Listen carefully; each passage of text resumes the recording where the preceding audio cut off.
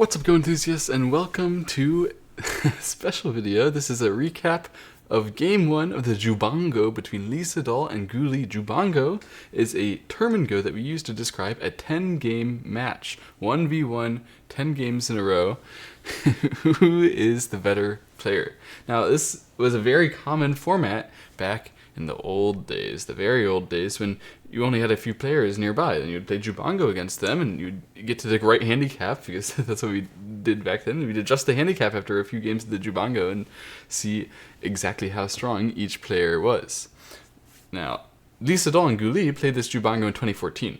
It was not an old-style Jubango, but this was much requested, as Sedol is a champion at the time, and GLAT also a champion, extremely strong players, and the sponsors directly wanted them to play a 10-game match against each other, and they agreed. Actually, there have been rumors of more Jubangos happening. There's been rumors of a Jubango between Xinjinsou and Kejet, number 1 versus number 1 China, but that never went through for various reasons. This one did go through, and there is even a book on this Jubango. All of it, it's freely available online, called Relentless PDF.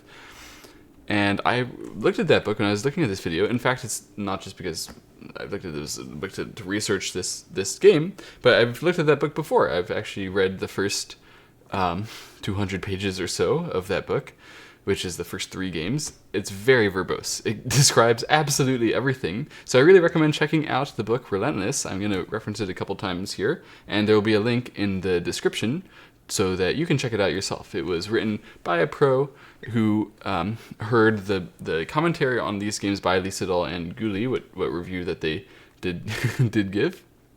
Anyway, that book describes the opening in excruciating detail. So excruciating that it's also wrong. If, for example, describing this 12 as the natural move to close off the territory. No. We play in the corners. We don't close off territories. If black does that, then we just continue to play. And you can close off the territory later. There's no reason to close off the territory right away to rush to do that. You should rush to play in the corners. That's the common modern understanding. So Sedol got to play in the corner. White played here. Sedol jumped up. White played here. Black was attacking the bottom right. He's making that to appear like it's going to be a very, very, very big area, right? If black can spend another move, he can get all that territory. It's going to be massive. But on the same, on the other side of the coin, white is making an extremely big bottom left. And that looks like it's going to be bigger. Huge box. So black's got to do something about that. Black cannot just follow up against the bottom right and that white spend another move to solidify the bottom left. It would just not be good enough. He plays this move. Very sharp. Very, very sharp. The commentary in the book says that white is doing well now because black is under pressure. He's forced to run out these stones, and it looks like white should be able to do something. But what appears to be white being able to do something and what is actually white being able to do something is different. And in fact, this is good for black, as I checked with the AI, but also as I understand myself. You can see this variation. Black can run out here, and you can check the book for the reasons why white couldn't have cut and tried to kill this black, but in general you can't cut and try to kill the opponent if the opponent is Sedol. It's just not going to work. Anyway, you can see that black runs out, and he has this very clear direction out, and all his stones are efficient, basically. I mean, black ran out. Sure, he didn't get any territory but running out, but he's compressed the left side, the bottom left corner, and the white stones in the bottom part of the center are baseless, and they look quite lost, to be honest. I mean, what is this diagonal doing on the bottom side of the board? What's the point of having a diagonal like that if you're just gonna have to defend your group? It's not like it's attacking anything. It's not like it's restricting anything, because black is already out. So black is better here, and white played this Hane to try to expand his corner. Black played this jump very wisely. This is an excellent, excellent jump. We're going to see why it's better than playing Hane in the game. First of all, white has to defend himself in the center. He plays this jump to make sure he has a big shape and some eyes and lots of room to run. And black takes the time to play this cut in the corner.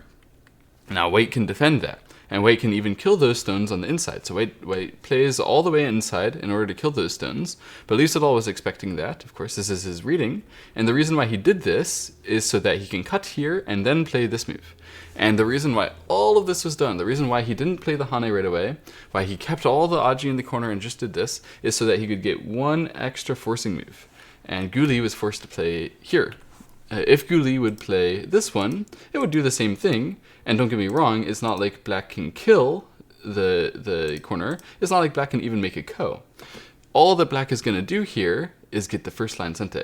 And in fact, black can even get this move in sente in some situations. So the reason why Guli did this one is to make it absolutely certain that black can't get that diagonal move. Black can only get the descent in sente. But still, that's an additional move that black got that will really help him as he fights on the bottom side. It helps him secure an eye. It helps him potentially link up to the black stones on the side if some fighting would happen. Black is, again, better. Black is really controlling this game. Actually, Lee Sedol played extraordinarily well in the opening. So well that nobody even understood that he was playing well. That's how you know you're really doing well. White is going to chase this, so white, you can see, is just left to this bottom left corner and a little group in the center here. I think it's pretty obvious at this point that black should be doing well. It wasn't exactly conveyed in the book. But black felt very, very expansive. He decided to play this large knight's move, putting pressure on this white group and just saying, hey, you know, why limit myself to the bottom left corner when I can have everything? It's all mine. Whee! Let's go in the center. Yeah, I like Lee Sedol's style. Lee Sedol, he gave an interview recently. He gives lots of interviews after AI, and I don't really agree with many of his takes, but I still respect them. And yeah, one of his takes is that the game is really supposed to be about a storyline. It's supposed to be about art. And this is the kind of move where you can see that he believes that and tries to show it in his own game. He wouldn't just let the game be, I take this, you take that, mine's half a point better than yours, and the AI score goes up. That's not what he does. He makes a story. It's about this versus that. If the narrative goes like this, it's good for me. If the narrative goes like that, it's good for you, so I stop that. Black is trying to set the narrative in a way which is positive for black. White attaches in the corner and attaches in the center. The attach in the corner is just to set up a potential to be able to save some group in the corner to be able to live in there. And the attach in the center is really sharp. Actually, this is a great move because black can't easily hane the way that you normally should. Normally, we want to hane on the outside here if you have two one-space jumps. I mean, black has all the stones set up for all the power that he should be able to cut this and attack it, but he cannot.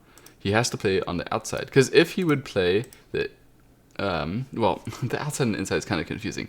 Look, this one is outside to that, but inside to the cut, and you guys get what I'm talking about, right? I don't know how to describe inside and outside right now. Leave me alone. I'm doing it later. Anyway, if this cut would happen, then black would be busy. That's the main point. Black cannot play, for example, this sequence, which looks glorious, except for the fact that you die, and then it looks glorious for white. That and associated other sequences, white actually had everything read out. Guli is a monstrous reader, and black had to back off. He had to just hane to the bottom right corner, let white split off that one beautiful stone that you'd played in the center. Of course, now retrospectively, we wish it would be a little closer, a little more, you know, refined and elegant. But it's no big deal. Black can still connect here and get a really strong position over here, and he's still threatening to try to surround those two stones, which white ignored and cut here. White was thinking, like, it's my turn. I can read everything. I'm going to go fight and fight again. Look, black backed off from one attach here. He's going to back off from the next attach. I'm going to seize control against this black group on the bottom side. And Sedol was like, nah. Calm down.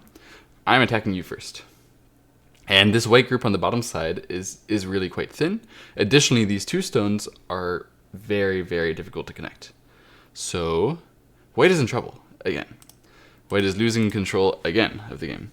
White decided to push one time to make sure he got that incente. It's a pretty good move, actually. The two stones won't be particularly heavy anytime soon, and it's very nice to be able to have that push and make sure that there's no eye shape, there's no shenaniganry that can happen over there. And then he blocked here, which puts a lot of pressure on the black connection. Black needed to play the tiger's mouth to make sure he's connected out with the one space. And he even needed to play a very, very thick move here. It wasn't exactly necessary to play this thick move, but it's the most comfortable move to play so that you'd never have to worry about all these cutting problems from the tiger's mouth at the diagonal next to each other. All we have to do is make sure we're out. As long as we're not surrounded, we're fine. That's the plan of action for Lee Sedol here. And Guli says, all right, then that's fine. Then I'm going to go into the bottom right corner. And this is the move that the book Relentless criticized as losing control of the game, because Lee Sedol now manages to push here. And this is really sharp. It's going to lead to an attack where this white group has got to run somehow. It's got to run through these things. But look at all the cuts that white has. It feels like black is going to start splitting white apart and making himself feel very, very comfortable. Again, the control on the right side of the board has been black's plan the whole time. So if this white group in the center gets very weak and the black groups get very strong, it's going to be extremely difficult for white to stop black from getting a huge area on the right side, bigger than anything white has in the bottom left or wherever else white's going to get territory. I don't know. So, tough position. White plays here, and when black pushes, white aptly plays push here.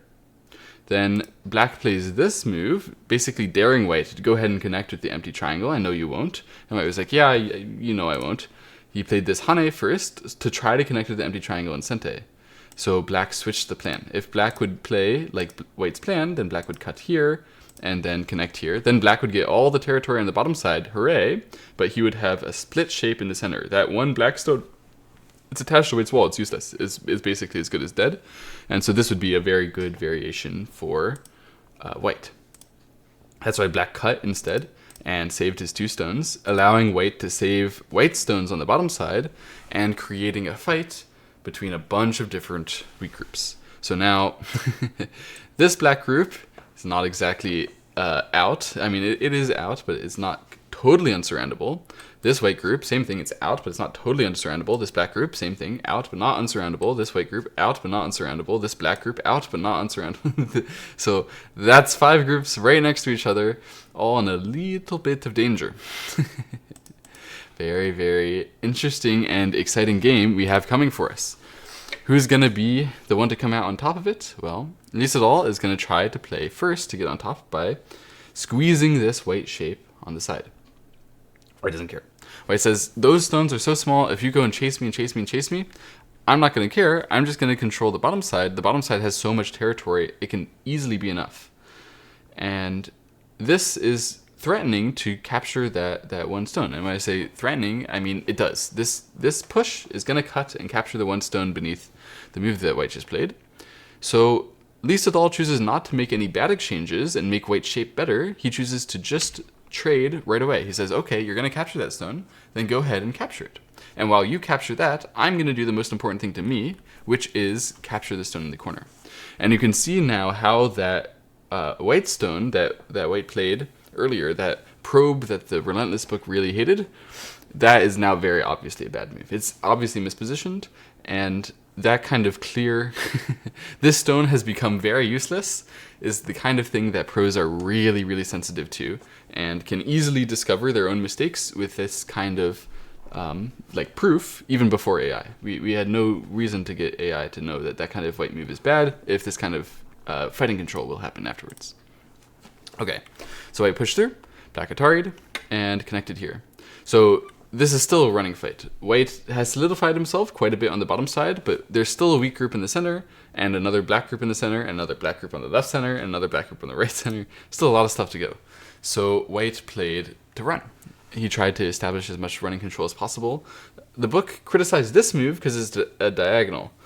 And they say that Guli's reasoning for playing it is probably that if he jumps, then black can lean here, and then if black is going to get a bunch of power here, then black could probably use that to try to surround this white group. And in general, this is pretty awkward to play. That's true, but me and the book, and I think AI, although I didn't check AI very carefully, I think we all agree that this diagonal is not a good solution to that. Because just in general, diagonals are actually bad shape. When you run with a diagonal, if you don't have a really good excuse, you're just wrong, to be honest. And he had an excuse. He didn't want to run to the left side. He wanted to run to the center. He wanted to run towards the weak group, but it wasn't enough of an excuse. The diagonal is still just a bad shape, and Lee Sedol is going to punish that. He's going to really show us in the game why diagonal is bad shape, and he's going to start controlling the game from now. So first he connects, he gets that free exchange, force white to respond, and make sure white doesn't have any eye shape at all with his weak group in the center, and then he jumps out to look to surround the white group on the bottom side as well. So white is in a lot of trouble all at once here. White chooses to run. Obviously, If you're in trouble, then you should say that your opponent is in trouble and get more time to deal with all the things that you need to deal with. Black plays a push from behind, a turn here, and a jump here. And yeah, the book's commentary on this is like, it's really hard to convince yourself to do this type of thing. It's normally bad style, and it's very, very true. This kind of very forceful, I force you to respond, and I'm just going to get a tiny little bit of extra strength in the center, and it's going to be useful. Normally this stuff doesn't work. But for Sedol, it worked beautifully. And in fact, not only did it work beautifully in practice, but in theory, it worked beautifully too. Like the way that the AI judges this game, it says after white responds to all these pushes, where black gets all this excess strength, and black then chooses to attack the white group in the center, he get all these pushes first, so white gets to break the whole right side territory. There's very little right side territory left, but black just got so much strength and gets an attack. The game is over, to be honest. It's irreversible from now. Already black has a commanding lead, and as long as Sedol attacks well, there's no way for white to be able to reverse this. I mean, Sedol should have so much power and potential on the top side now, just from the attack that he's going to get here to save his stones everywhere and build the top side. Oh my goodness, I'm sorry, an alarm just went off.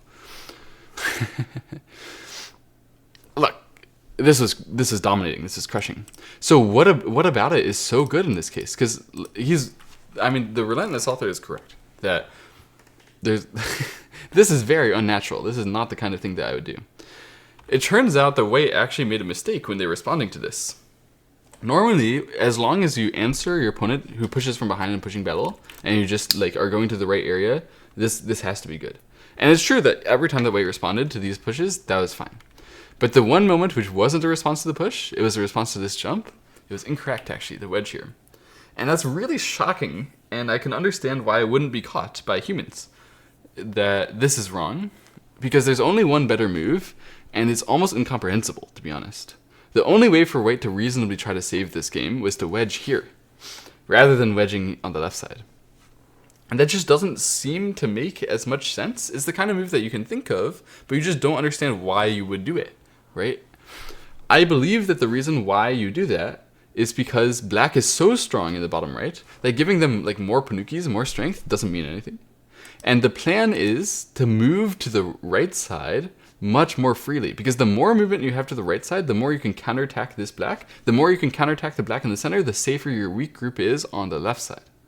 So the reason why I believe that we wedge here is to play variations like this, where black manages to capture that stone, but we manage to control the running direction of the weak groups better. That's really hard. And I'm not exactly sure that that's the reason why we're wedging, and it doesn't exactly justify this way either, although I think this is probably a good exchange to force black to play 91, which is very, very close to where he already has the thickness. It can hardly be bad to make that kind of exchange. I mean, wedge here is a crazy move. It's not normal at all. White did the normal stuff, and then black was doing well. This is Sedol's narrative. Sedol's narrative is like, oh, I know what you can do, which is normal, and I know what the results can be. Let me show you the story where you seem to do something normal, but actually the story twists and turns, and at the end of the day, you fall apart, right?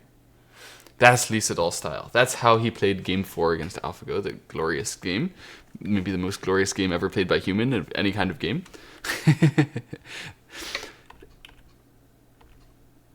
It's the same thing that he's doing as GLAT. It's the same thing he's done his whole career. This is how he's won so many world championships. This attacking is so natural. In fact, this part of the game, when I first studied this game, I was about Fox 5 done. When I first studied the game, this part of the game is the part which was the most enthralling to me, which is the most interesting, because I really struggled to control this type of game. Okay, I have an initiative advantage. Sure, it's big, and I should be able to win the game, but like, how do we actually do it? To be honest, now when I see this game, it all looks just normal and natural, and I have very little comment.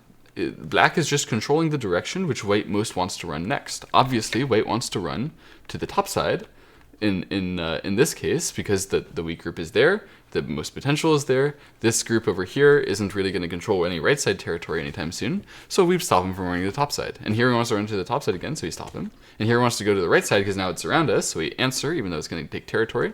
Is not going to take territory, is what I meant to say. And then we attaches here, so he wants to break through, and he wants to lean against our shape.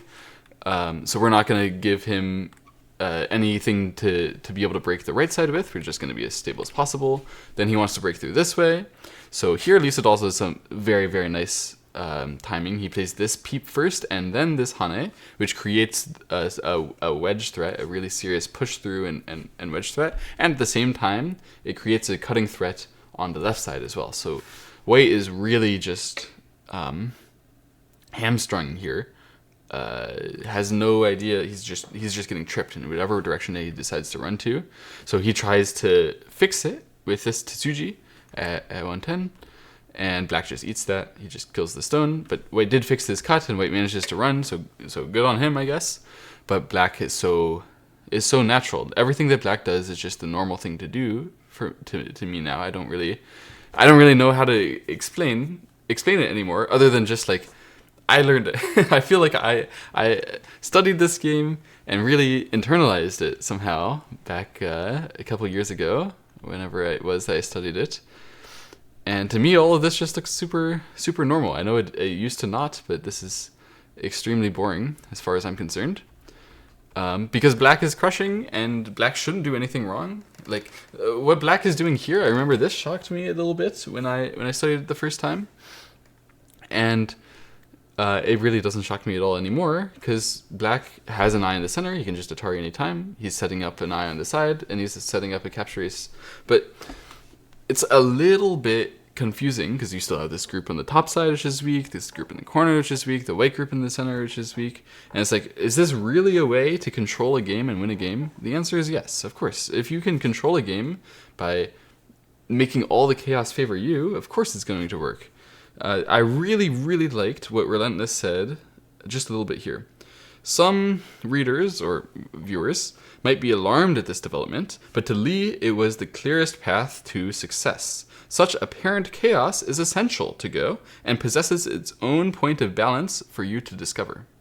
It's really true. This kind of chaos is just how Go works. This is what it is. And this is why I love the game so much, is that no matter what you do, this is what's supposed to break out. This is what's supposed to happen, is that craziness should happen in your game, as long as everyone is playing with the appropriate amount of aggression. So if you want to control your game, to be able to control this type of position is how you can control your game while being, like, while not defending too much, while being as free as possible to play the game of Go the way it's meant to be played. Relentless has a paragraph here, my favorite paragraph. Strive to understand the relationships between stones, the way strengths and weaknesses are counterpoised against one another, the natural cause and effect of fighting. While the winds of chaos may seem intimidating, you will find peace in the eye of the storm.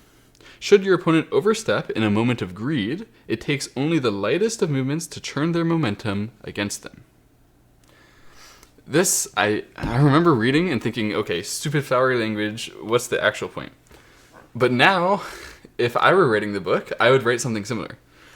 Of course, my language might not be as flowery, as beautiful, but I believe if you want to learn how to fight, that checking out this book, and they give a ton of variations. Every game is covered for like 100 pages.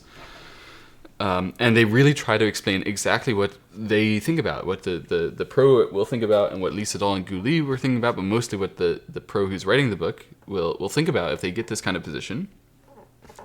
If you reach the level of fighting understanding, that you would also write that kind of paragraph, or maybe write like this same message when you try to describe what black is doing here, then you will achieve high dawn fighting. I don't believe that anyone who understands enough about fighting to be able to write that paragraph could possibly be less than 8 dawn fox. So to me, there's some kind of secrets in Go that's really hard to convey. And that's like one of the types of things that the reason why we use flowery language is because we know, no matter how I try to convey it, it's pretty impossible for most people to understand. You definitely can understand if you put in effort, and that's I like to point out these moments where if you put in effort, you will learn something. Anyway, the game goes on, and white plays like that, and yeah, this move is really nice, aiming to potentially try to kill the bottom right, or sorry, the center right black group here.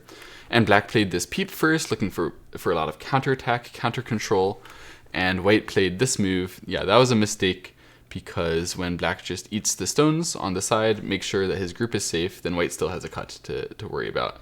And so white tried to seize the initiative to attack immediately, but black used this peep and the cut move here. Yeah, white played a very nice Tsuji to gain some time. He managed to get this diagonal move, and then that was enough for him to be able to cut here. But black still has enough resources, more than enough resources, to save his group in the center. That was his sort of escape route. And yeah, Guli entered Byoyomi here apparently, and he just played that move as time Tsuji and just had to save his group. But he's dead lost. I mean, the game is completely over. Black has won by route of just saving his group, having all the left side become his because of all that white had to give away, having all the right side become his, and white really hasn't gotten anything since the beginning of the game. Yeah, this game was just ending very slowly, but it doesn't mean that black doesn't have the territory control. He managed to take the right side there. That was all Sente because he was pressuring that white group, and this is still Sente. And the book talks about how he's keeping initiative here. It's true, but I mean, yeah, black is going around and bullying white everywhere, but it's just because he's winning by all of the weaknesses in all the parts of the board. So he goes and gets literally everything, as he does justly deserve. And yeah, I mean, to be honest, white catches up quite a bit in this stage of the game. White could have lost by even a lot more, but black is still winning by more than 10 points. And Guli doesn't like to end the game very easily, so he's going to keep playing and keep playing. Eventually, he just allows black to play this move, and white doesn't answer. White obviously had to answer. Black plays here, and white is going to be either Seki'd or killed in Ko, and all these things are unacceptable because white would lose by points even if black was dead. So Guli resigned at this moment. He was just looking for a place to resign.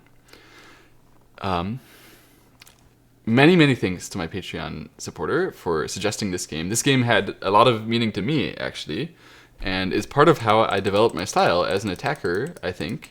I wasn't so strongly an attacker, but I watched this game. I understood the meaning of these moves, of how these moves control, and how the direction to run is just as easy to control as territory. There's nothing that can change about directions to run, same as nothing that can change about territory as long as it's left alone. And when it isn't left alone, when it does change, it's very predictable. It changes in very steady, stable ways, just like territory. And yeah, there is absolutely an eye of the storm. There is balance in the chaos. That's how I feel I've been winning my games recently. And not only recently, for a long time. So hopefully something about this struck a chord with you. You can feel free to check out the book Relentless if you want to learn more. If you want to become an attacking style player, I highly recommend. Sedol and Guli played absolute firework games. And there's not just this game, but 9 other games. All the other games of their Jubango are covered in that book already by a pro in excruciating detail. And it's free. It's freely available online, so you can just see the PDF in the description. Hope you enjoy. And thank you very much for watching. See you next time.